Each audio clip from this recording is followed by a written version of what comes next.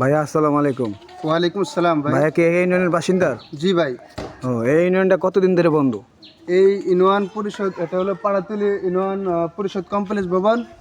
এখানে অফিসে দূর দূরান্ত থেকে, ঢাকা থেকে, নরসিংদী থেকে বিভিন্ন লোকেরা এখানে সহায়তার জন্য আসে। আসার পর দেখে অফিস বন্ধ, তো সহায়তা পায় না। এখানে যারা দায়িত্বে আছেন সচিব, তিনি অফিসে নিয়মিত আসে না। প্রায় আমার বাসা এখানেই মানুষ প্রায় প্রতিদিন 40 থেকে 50 জন লোক আসে দূর দূরান্ত থেকে, ঢাকা থেকে, নরসিংদী থেকে। আসার পর আমি সচিবের নাম্বার দিয়ে দেই, তারপর কথা বলার পর